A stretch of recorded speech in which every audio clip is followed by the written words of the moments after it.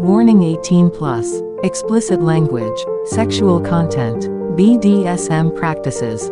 Trigger warning, aggressive sexual contact. Chapter 15. This view is stunning. Sho turned on the spot in the center of the enormous penthouse suite. The glass walls gave a 360-degree view of the city beneath them. The twinkling city lights looked like a reflection of the night sky above. Sho examined the room. There were bottles of champagne and ice on the dining table. Soft fluffy robes hung from hooks on the wall. The huge bed was on a raised platform and looked soft enough to drown in. It's breathtaking, isn't it? I remember how much you enjoyed watching the sunset on that rooftop. So I thought you might like the view here. I called in another favor to get this room. It was worth it, just to see you smile. Did Kay really rent a penthouse suite because he thought I'd like the view? Sho suddenly found himself overwhelmed. What's the matter? Kay sat Sho down on the couch. All of Sho's emotions poured out at once. All this. The loans, the dinner, the hotel. It's too much. No, it's not. Kay took Sho's hand. Why is it so hard for you to accept things from others or to let them in? Do you think you don't deserve love and happiness? No, Sho trailed off. Shoyo, look at me. Kay looked deep into Sho's eyes. You deserve the world, and you don't have to go through life alone. Sho searches the depths of his heart. Kay was right. Sometimes, Sho did feel like he didn't deserve to be happy. It was a side effect of a childhood spent alone and unloved. But he knew it was irrational. Maybe just for one night, he could let go of all his doubts and insecurities and enjoy the moment.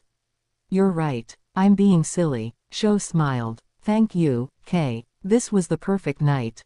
Kay kissed him. Sho laid his head on Kay's shoulder, and they sat in silence, sinking into each other.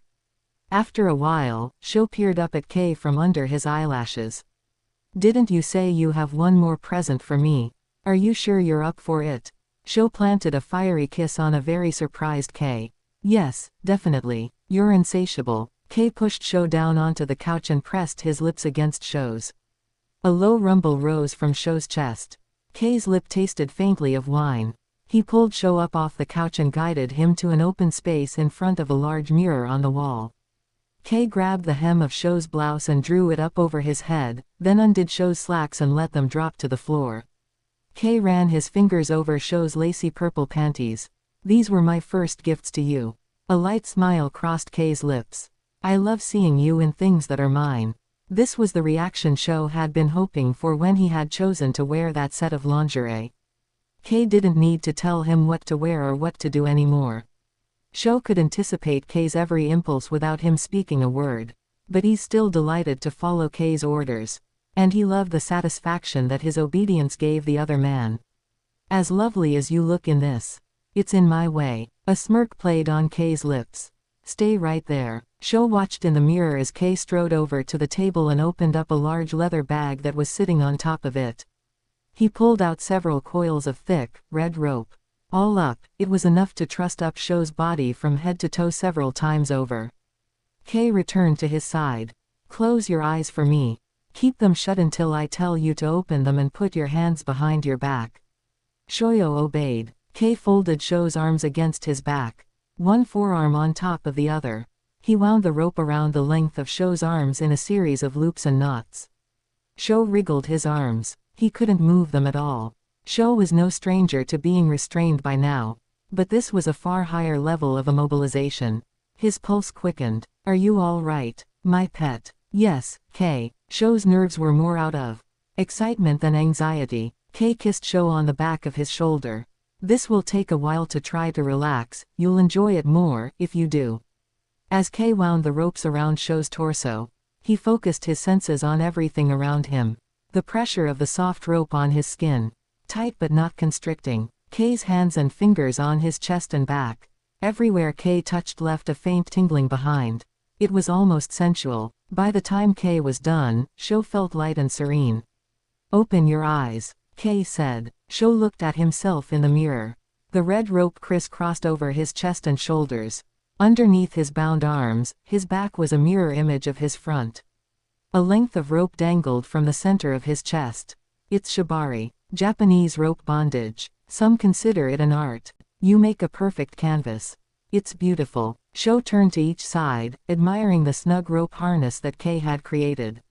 It is. And very hard to master. It can be dangerous if you do it wrong. But do it right. And the possibilities are endless. Kei picked up the rope attached to Sho's chest and pulled on it gently.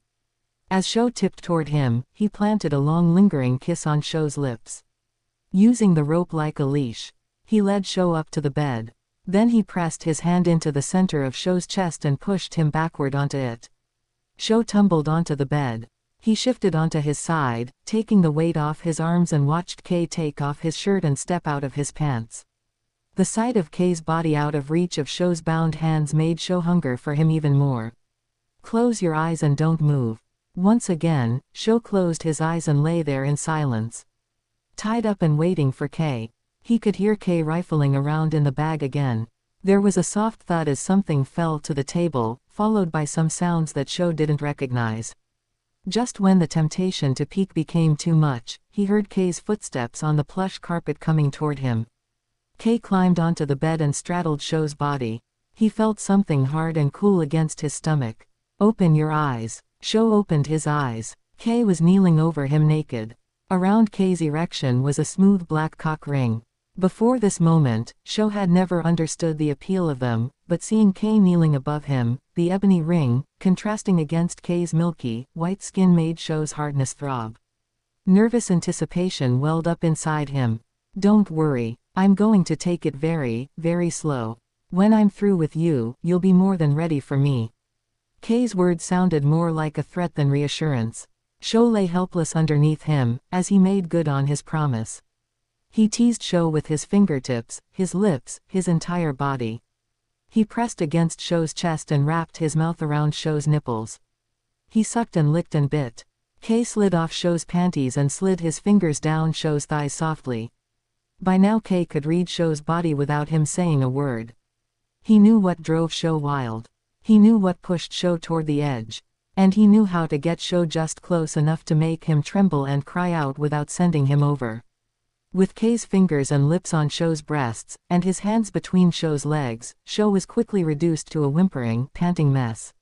Finally Kei guided himself between Sho's legs. Sho pushed himself up toward Kei. He couldn't take any more of this. Please Kei, please. I need you inside me. Kei stopped. He flipped Sho onto his stomach and planted 3 firm spanks on his ass cheeks. Sho gasped. Did I ask you to beg my pet? Kei brushed his fingertips along Sho's stinging skin. No, Kei. Sho bit his lip. Like most of Kei's discipline, this only turned him on even more. For that, I should leave you here on the bed panting and helpless. Would you like that? Kei's soft, sweet tone was at odds with his words. No, Kei, I didn't think so. Don't forget that. You belong to me. I decide when you are ready. Yes, Kei. You are very lucky that it's your birthday. Kei slid between Sho's cheeks, all the way to his entrance. Sho's breathing grew heavier and heavier. Slowly, Kei pushed himself inside, filling Sho completely. Kei grabbed Sho's hips and began to thrust in and out, rocking the whole bed with his movements. Jolts of pleasure shot through Sho's body as Kei pushed against that sweet spot. Sho rose back to meet Kei, every movement making the rope harness, pull and roll, and dig into Sho's skin. Over the creaking of the bed, he could hear Kei's own muted murmurs. Kei withdrew and rolled Sho onto his back. Look at me. Sho looked up into Kei's dark, piercing eyes. They were filled with need. Don't close your eyes. Kei whispered. I want to stare into them and see the moment when you come undone. Kei sank into Sho again, sending a shockwave through Sho's body from his core. He rolled his hips, pushing and grinding in time with Kei's thrusts. His arms, straining and aching under his weight. Their movements became more and more frantic, more fevered. All the while, Sho resisted the reflex to shut his eyes. Sho locked his legs around Kei's waist. All it took was a few more thrusts, and he lost control. He closed his eyes as the heat in his core flared, hot and bright, and ripped through his entire body. They both collapsed on the bed. Breathless, sweaty, and satisfied. Hours later, Sho stood by the window gazing out at the city skyline. Kei was in the shower. Rinsing off the sweat they had worked up. Sho reached out and touched the glass. This wasn't just some wonderful dream. It was real. He couldn't have asked for a better birthday. Sure, the extravagance of it all had been novel and exciting. But what made Sho happy was the fact that for the entire day, Kay had made him feel special, cherished, loved. Sho closed his eyes. He wasn't a kid anymore. The days of him being tossed aside and forgotten long in the past. It didn't bother him, but Sho couldn't deny that it had hardened him over time. He had put up all these walls to protect himself, and Kay was tearing them all down. Sho heard Kay's footsteps across the floor behind him. He watched Kay's reflection getting closer and closer. Kay draped his arms around Sho's shoulders and pulled Sho back into him. "What's on your mind?" "Nothing." Sho reached up and placed his hands on Kay's. "I'm just happy. I'm glad. Your happiness means a lot to me." Sho's heart fluttered at Kay's words. "There are still a few minutes left of your birthday. Do you have any requests? Anything that's in my power to do, I'll do it." Sho turned around and looked into Kay's eyes. "I just want to hold you." A gentle smile spread across Kay's face. And he pulled Sho toward the bed.